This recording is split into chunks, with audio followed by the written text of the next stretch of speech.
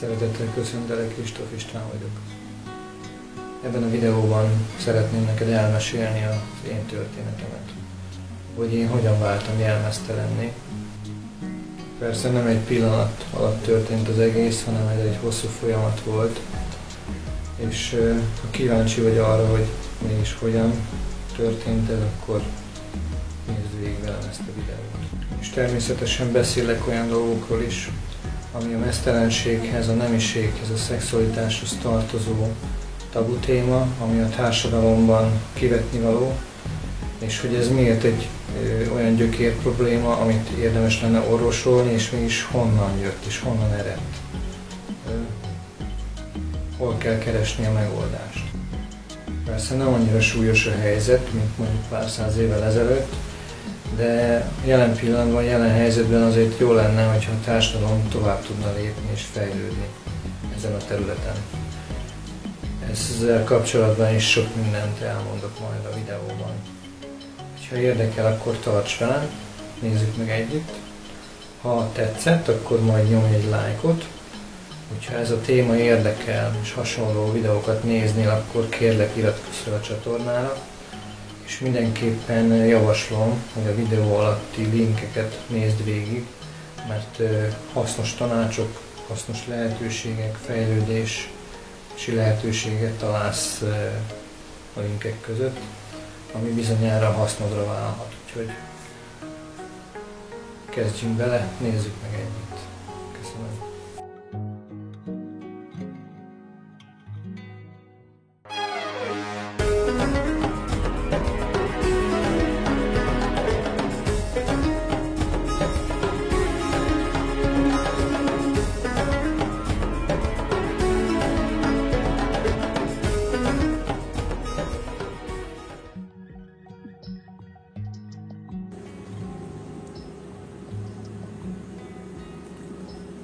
A meztelenség a társadalomban a szégyen, a bűnös szexualitás, a tilalmi zóna.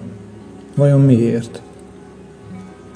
Azért, mert ezen írott és íratlan szabályokat az emberiséget uraló elit a sötét középkor egyházával karöltve így ültette el az emberek tudatában és tudatalattiában. Hiszen ha a szexualitás a tényleges és önazonos szerepét és erejét öltötte volna magára a történelem során, akkor az azt jelentette volna, hogy az emberiség fejlődési szintet lép. A gyökércsakra szintjéről a szakrális csakra szintjére, a félelem szintjéről a gyönyör és öröm szintjére, a bűn szintjeiről a szabad megnyilvánulás szintjére.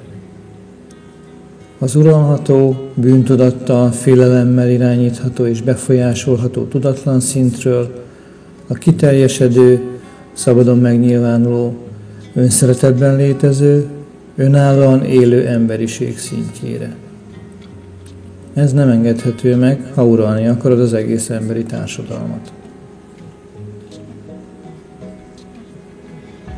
Ezért az egyházakon, vallásokon keresztül hangoztatott dogmák és elferdített ideológiák rendszerével a bűntudat és a félelem magvait hintették és hintik szét a kollektív tudatba és tudatalattiba.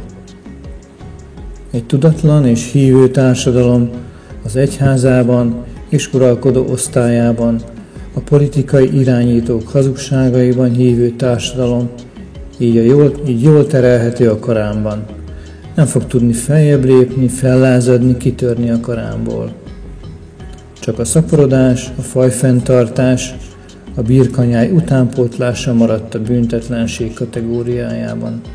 Minden más a konspiráció teória kategóriájába került, azaz az összeesküvés elmélet kategóriájába. Valójában, amit az igaz lélek sugall az egyén tiszta tudatába, az összeesküvés elméletté vált, mert az igazságra nem derülhet fény. Azaz elnyomó és uralkodó hatalom végével lenne egyenlő.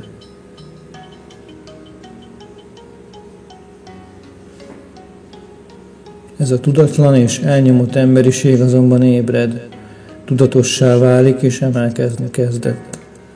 A valóság beárad a kollektív tudatba. A középkor sötétsége által okozott traumákat, sebeket és elakadásokat egyre több tudatossá váló egyén gyógyítani kezdte magában. Ez a gyógyulási folyamat pedig a szabaddá válás folyamata. A szexualitás, az öröm és a gyönyör olyan erőt képvisel, ha kioldódik belőle a bűntudat, hogy képes lesz szétrobbantani és szétszaggatni az 1000 éves láncokat. Ahogyan a társadalom minden szintjén képes lesz kivirágozni a szeretetből táplálkozó tisztelet, úgy jelenhet meg majd a valódi szabadság, mely az élet minden területére meghozhatja a gyönyört és a gyönyörűséget. Ha képessé válunk felülemelkedni az ego félelem rezgésein, akkor megtörténhet a rabság korlátainak átlépése, a társadalmi szintű kitörés. A sötétség által kívülről, a hatalom eszközeivel táplált elme, amint önellenőrzés és önmegfigyelés alá kerül, úgy nyert teret az önszeretet egyre több ember lelkében, mélységében. Én sem ébredetten születtem. Én is lassan ébredtem fel. Az viszont bizonyos, hogy a korlátok, az elnyomás sosem működött nálam. A szabadság, a szabad megnyilvánulás, a szabad tér, ahol nem volt meg, onnan előbb-utóbb kiszöktem. Lázadtam és szabadon kirepültem. A meztelenség mára az egyik szabadság jelképemmé vált. Röviden csak annyit jeleznék, hogy valójában a magunkra öltött ruha az ego különböző aspektusait, az elme személyiségeit támogatja. Aki meztelenné válik, abban az ego eltörpül és kitisztul, mozgástere nagyon beszűkül.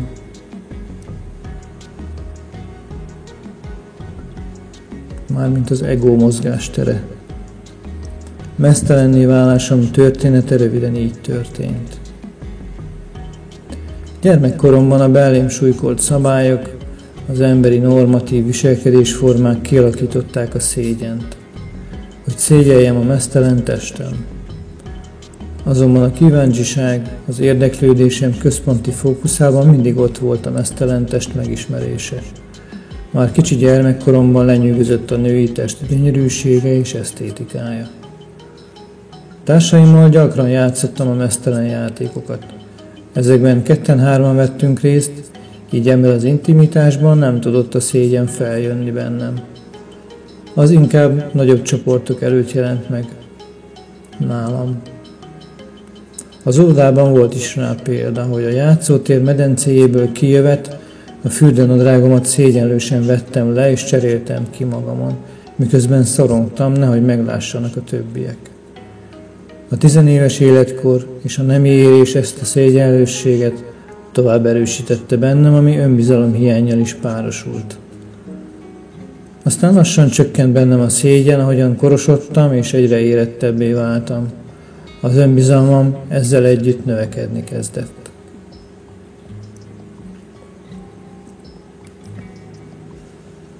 Az első komolyabb áttörést egy nyugat-magyarországi wellness hétvége hozta. Ezekben a szállodákban olyan sok osztrák vendég volt, hogy a prűd és elmaradott magyar szokásjog nem volt tartható. Milyen szokásjog? Hogy a szaunában mérgező műszálas fürdőruhában senyvesztik magukat a felvilágosulatlan magyarok. A szálloda wellness részlegén a szauna textilmentes volt. És akkor ott meztelenül megélve a szaunázást, a világ kinyílt előttem, és a szabadság felé vettem az irányt. A naturizmusom első lépcsőfokára léptem akkor. Férfiak és nők, öregek és fiatalok, melegek és heterók, soványok és kövérek mind ott képviseltették magukat a forróságban. És mindenki jól érezte magát. Egyenlőek voltunk az univerzum szemében, amit ott mindenki tudott és érzett. Mivel ráéreztem a szabadság, az önkifejezés, az önazonosság és legfőképpen a nullára csökkent egós szégyen érzésére, ezért komolyan kezdtem érdeklődni a meztelen program lehetőségek iránt. Persze az idő telt. A szabadidő és az anyagi lehetőségek, ahogy megengedték, úgy teljesedtem ki fokozatosan a naturisták által nagyon kedvelt szaunák és strandok világában.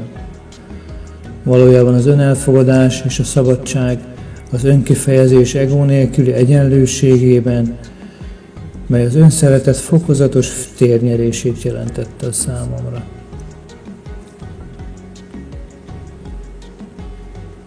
A következő lépések már a tantrikus útra terelődésem fokai voltak. Erről részletesen mesélek az elkönyvemben, a Hogyan lettem tantramasszőrben. A tantra és a tantrikus út ugye nem a szexualitás jelenti valójában. Ez egy világnézet, mely a maradi és dogmatikus szokásokat félreállítja, és beengedi a szexualitást, de már egyből egy magasabb szintre emeli, és ezen magas szint által nyújt fejlődési lehetőséget az isteni szint megközelítéséhez, és akár megtapasztalásához. Ez a bennünk élő Istennő és Isten egység állapotába emelkedés útja.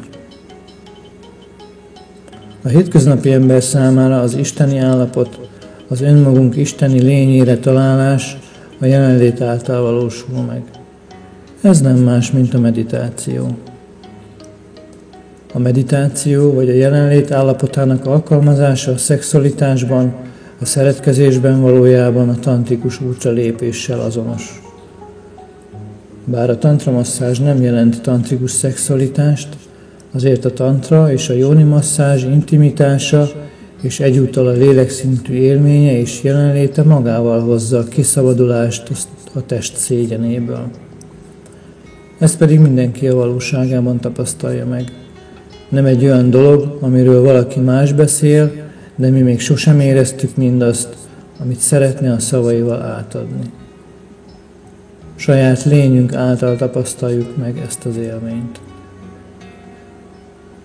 Ez pedig önmagunk szeretetének és határtalan valónknak a megélése, a lélekszintű bepillantás magunkba, kiáradásunk a szabadságba, a fénybe, az önszeretetbe, a gyönyörbe, a jelenlét boldogságába. Köszönöm, hogy velem tartottál. Legyen fényeltelő a napod. Ölellek, Krist.